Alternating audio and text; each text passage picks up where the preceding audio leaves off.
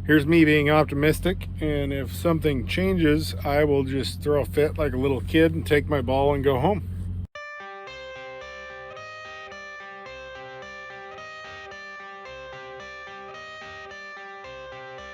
I got the cash in the bag, stadium packed. Born a rock star in this life, gonna live it up on the attack. Baby, I'm bad, I just wanna get caught up in this life. I'm crazy, I'm mad, doing no cap. Only God wants you, better go live it up. Cash in the bag, stadium packed. Baby, I'm bad, baby, I'm bad. Morning, everybody. It is 9 o'clock in the morning. Load board still looks like junk, so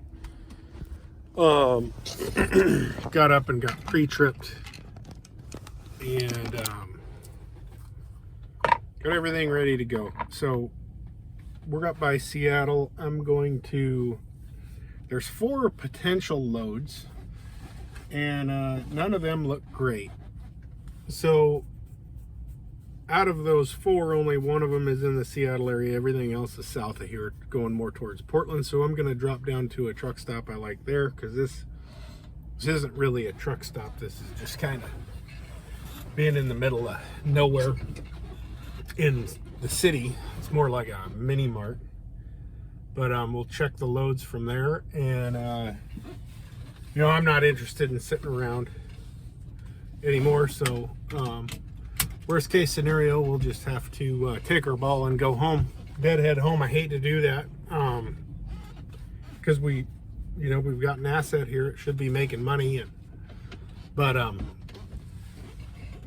I just as soon save the wear and tear on the truck and drive home if empty. If my option is a 40,000 pound load for $2 a mile, like we'll just drive away from it.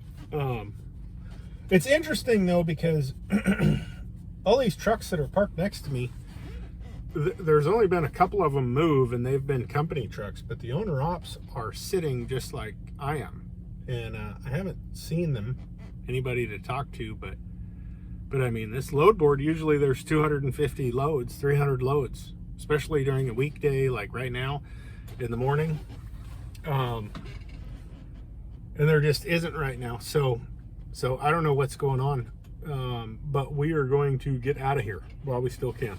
So off we go. We're southbound on the 5, coming up on 72. There's a Love's here that I like to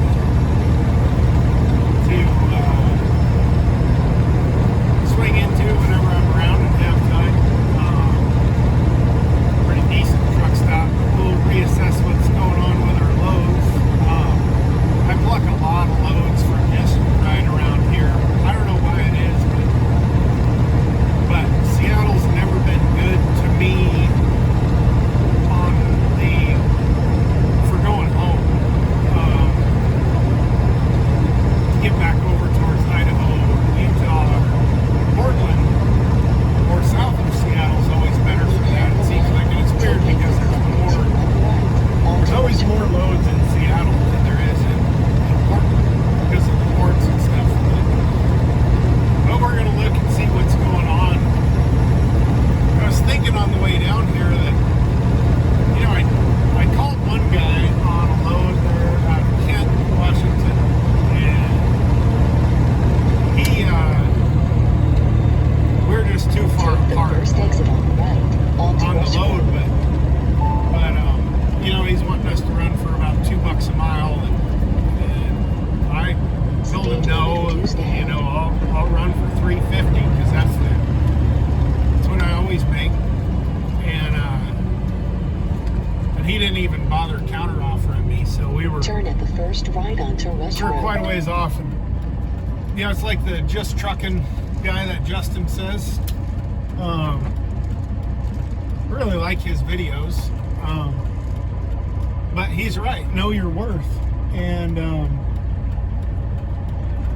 the argument you have with your brain when you're an owner operator, and the reason why there's cheap freight, in my opinion, is that I came over here for a little over $4 a mile. I could take that load $2 a mile, get home at an average of around $3 a mile. That's still pretty decent. You know, you're like, I can sort that out in my head to where that's a good deal, but Your destination is on the left.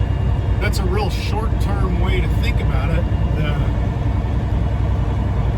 The real problem is, you know, and we see it all the time whenever you look at a load board, you'll see just some absurdly cheap freight. And somebody will haul it. I mean, they have to be hauling it or it wouldn't be on the load board.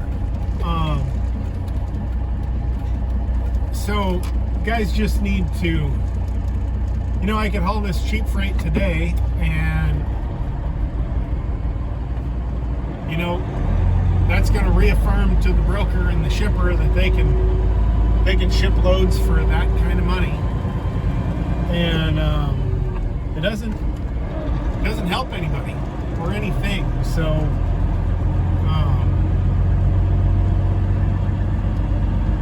you just got to be careful and play the longer game. You know, we don't need to haul that kind of freight,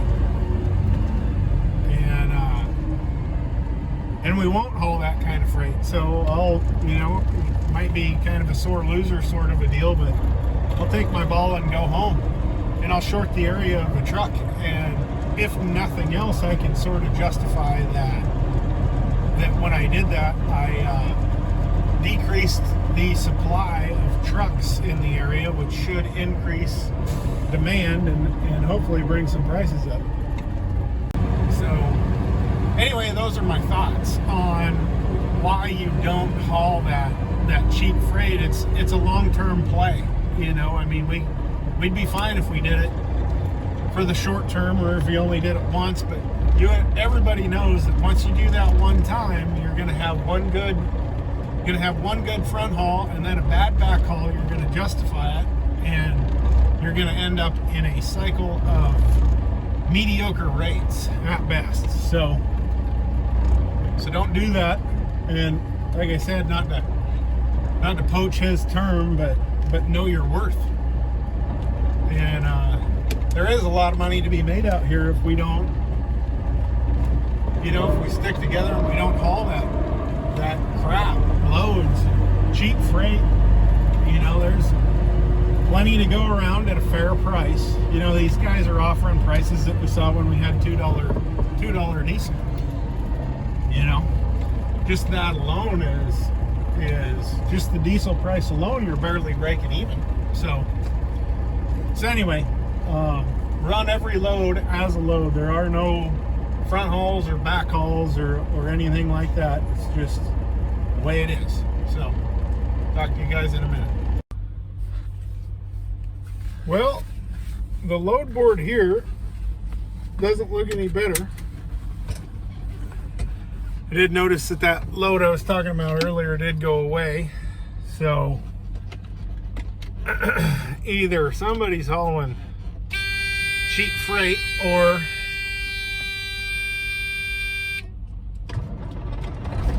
they took it off the load board. So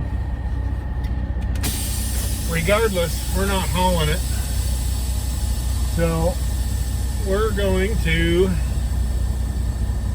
bail out of the Loves here I think it's called Napa Vine or Chehalis, something to that effect. And gonna drop down and try to get through the Portland area before traffic hits. Might stop in Portland or might not. There's really what I've found and kind of what we're hoping for is when I see cheap freight here, you know, like who cares what it pays a mile? Let's just say it pays $1,000 or $1,500. A lot of times I can pull the same $1,500 load from halfway home on in. So you run half of it empty.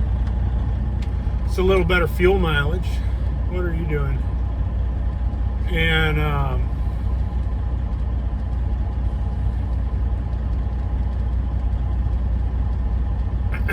so anyway, you can run half of it with, you know, empty, and then come back with, you know, the same net in your pocket, and you ran for a better rate per loaded mile, which keeps our rates a little bit better.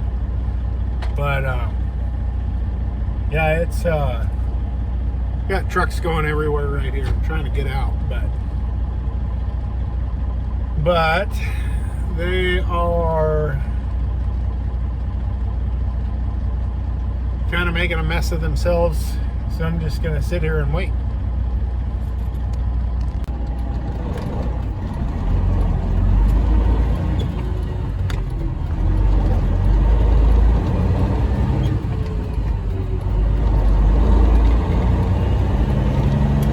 Weeks ago I was here and they had this exit shut down because this was all underwater.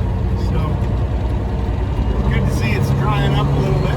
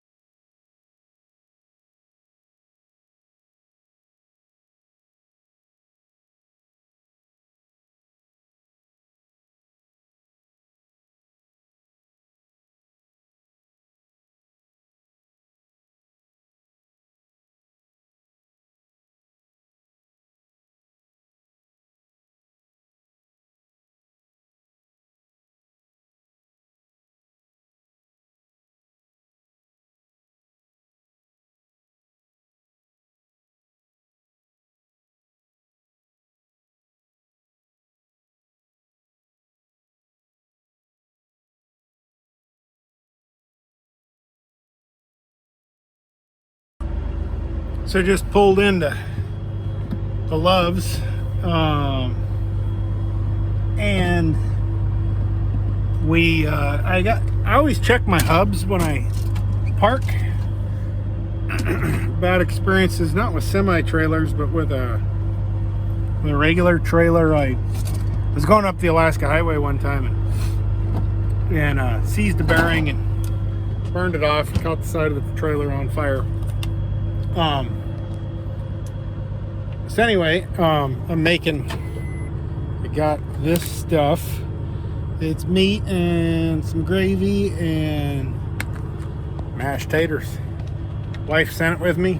Been But anyway, I noticed that that was a little warm, so I went in and talked to the mechanics in there, and they gave us a clean bill of health, but said to keep watching. So I will. And one thing I don't even think I mentioned it yet, but there finally a fat load came in, like $5 a mile, from Portland over towards the Boise area, and it's like $2,500. I went to bid on it. This was through Convoy, and it wouldn't let me bid on it. And it's like, man, there's our load. And it turns out that RMIS hadn't updated our insurance. They just, I bought the truck in February. It's February now, so I just had to re-up our insurance. And anyway, so we ended up missing the load. It went immediately. And so I pull into Boardman, which is an hour and a half later, and bang, I get a bunch of notifications that RMIS updated those brokers, and now I'm not locked out of the Convoy app anymore. So it's frustrating, but I guess it's a part of the game. I waited until the dying end to re-up my insurance,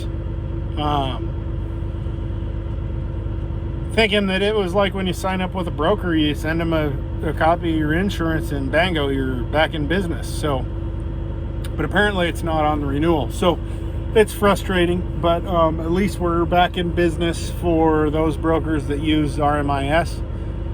And I hadn't even been paying attention because 80% of the stuff that I run is through 2 different brokers, and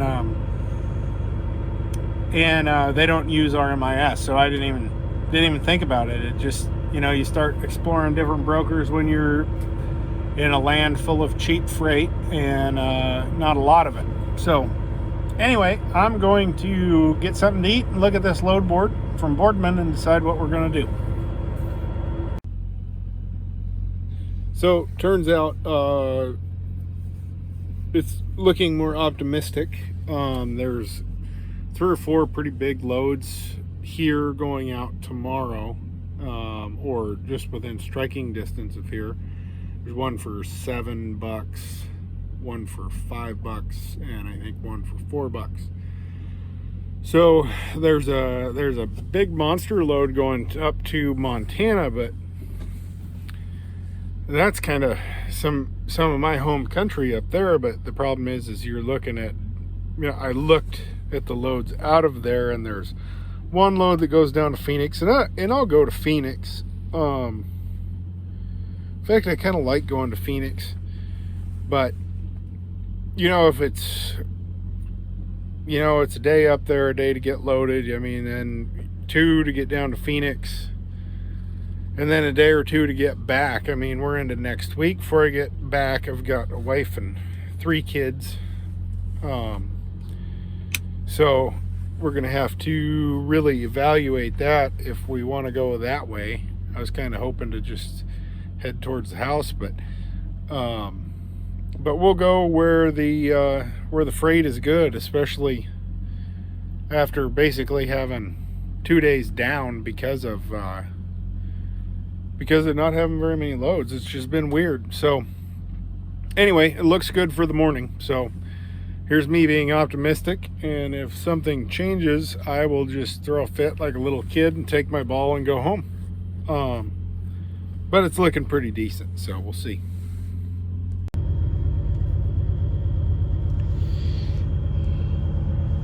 Good morning.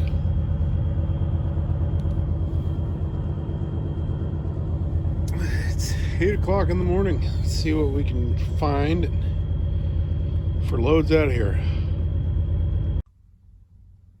Well, it's a foggy morning out there. And the load board is kind of grim. It's not that bad, but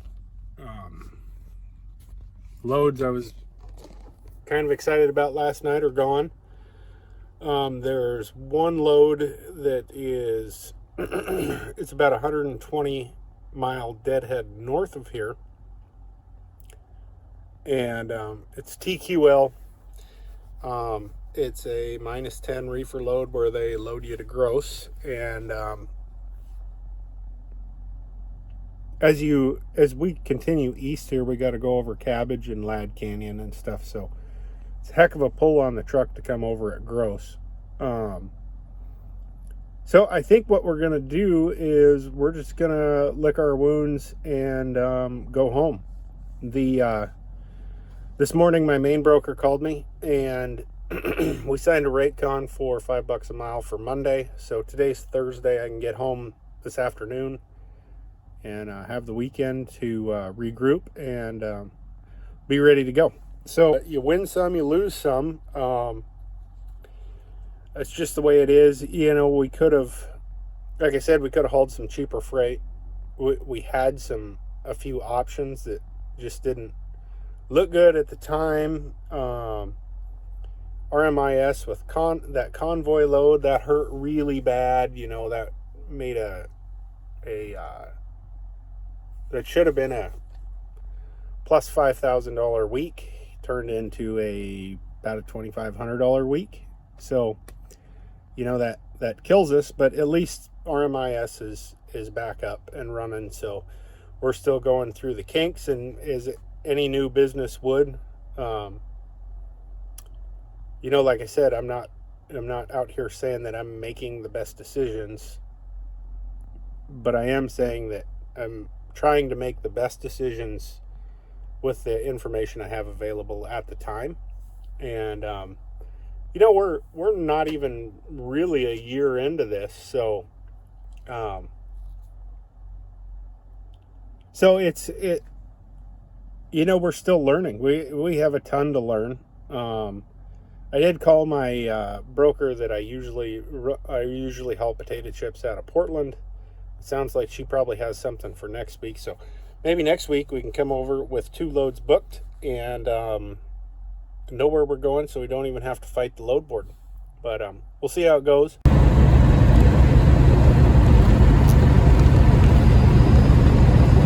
I can. I'm a permitted load, so I gotta stay on my permitted route before I can reissue my permit.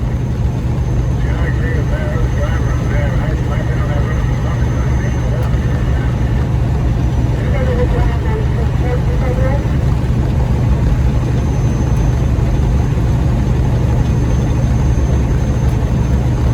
So it sounds like 84 westbound is closed due to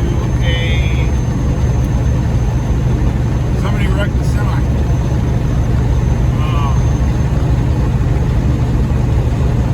So now everybody is parked. I didn't get footage of the Flying J there in LeGrand, but it's backed up from the Flying J all the way back to there. This is the head of Ladd Canyon we're coming up on, right in front of us. But stay safe, slow down.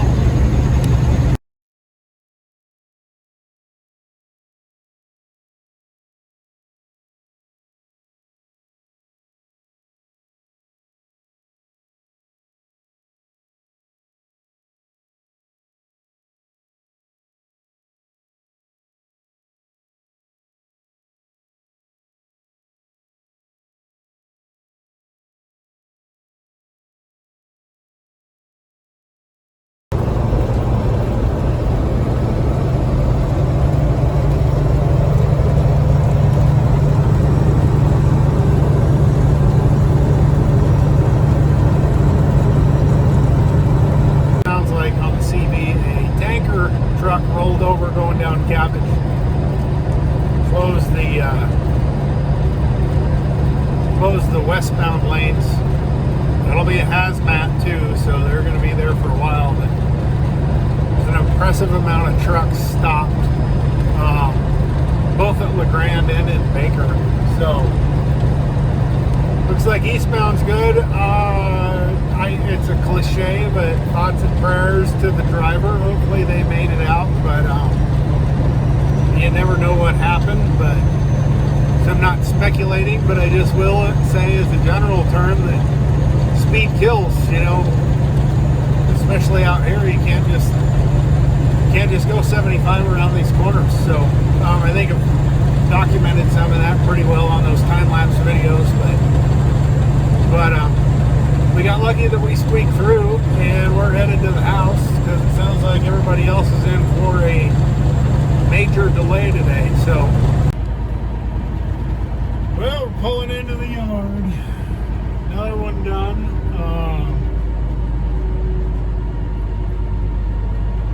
You know, I just wanted to kind of emphasize how important it is to, if you're going to be able to drive away from crappy freight, means that you had to run real good freight in there. So all said and done on this trip, we were still profitable. You know, we could have made more if we would have took another load. It's definitely not what we want, but in the boxing match of trucking, we have won a lot more rounds than they have won, but they certainly won this one and gave us a little bloody nose. But we'll go get regrouped and we'll do it again. We'll win the next round. But yeah, like I was saying, it's critical to know your worth and run for what you need, and when it's not there, to just say no. You know, I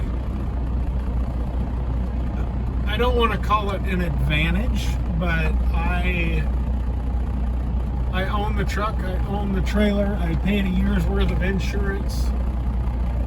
In my personal life, you know, we did all that with cash. I'm not making payments. In my personal life, I don't make payments on cars. The only payment I have is on the house. So, not everybody has that advantage, but it took a lot of hard work to get to this point where I have that advantage. It never just comes overnight. So in signing off of this video, it's important to know your worth. It's more important to know your numbers and understand what you need to remain profitable.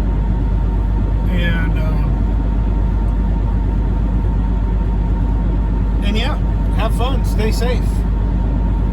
Don't roll a tanker going down Cabbage Hill, please. It messes a lot of stuff up.